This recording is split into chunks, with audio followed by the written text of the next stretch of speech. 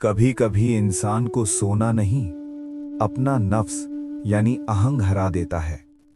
और कभी कभी एक आम लोहार बादशाहों से ज्यादा ताकतवर निकल आता है। ये कहानी है अली हसन की, जिसने खजाना पाया मगर खुद को खोने से बचा लिया। पुराने जमाने की बात है। पहाड़ों के दामन में एक छोटा सा गांव आबाद था। वहां एक लोहार रहता था, नाम था अली हसन। वो अमीर नहीं था, मगर दिल का अमीर जरूर था। हर सुबह फज्र के बाद वो अपनी भट्टी के सामने बैठ जाता, लोहे को आग में रखता और देर तक उसे देखता रहता। शागिर्द पूछते, उस्ताद जी इतनी देर क्यों देखते हैं? वो मुस्कुरा कर कहता, लोहा जल्दी नहीं मानता। जल्दी करोगे तो टूट जाएगा, सब्र करोगे तो ढल जाएगा। यही उसकी जिंदगी का राज था। एक दिन वो कोयला लेने पहाड़ गया। रास्ता खामोश था, हवा में अजीब सा सुकून।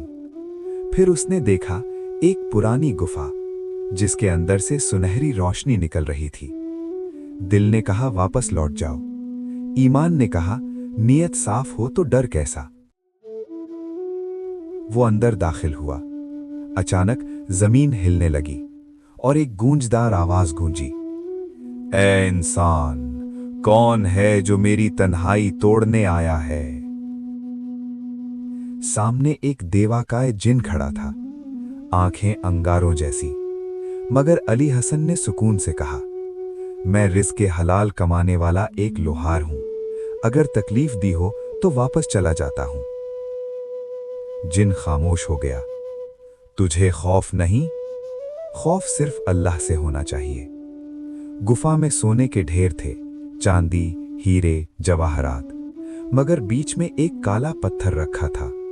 जिन बोला, ये लानत का केंद्र है, जो लालच करेगा तबाह हो जाएगा।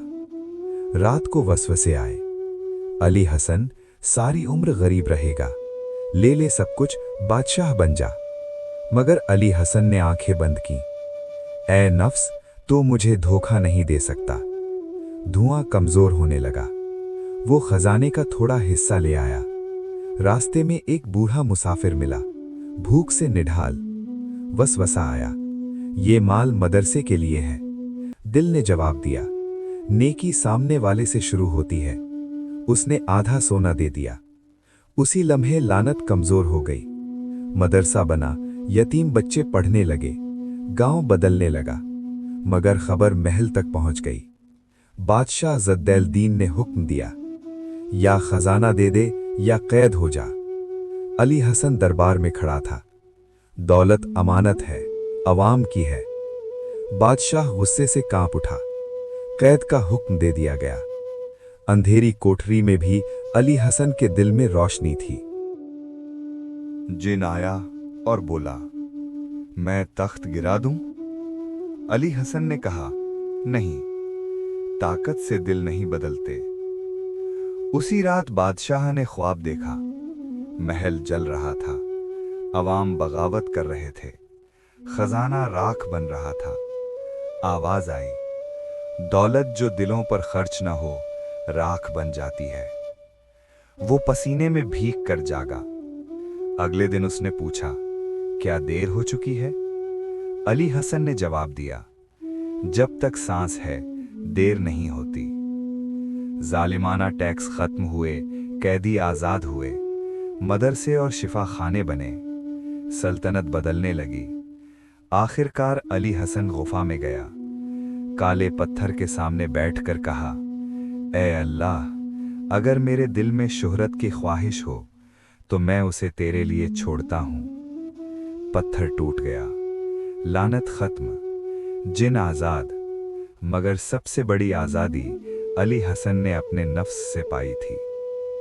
वक्त गुजरा, अली हसन बूढ़ा हुआ। एक सुबह सूरज निकला और वो खामोशी से रुखसत हो गया। मगर उसका मदरसा बाकी रहा, उसकी तालीम बाकी रही, उसका नाम बाकी रहा।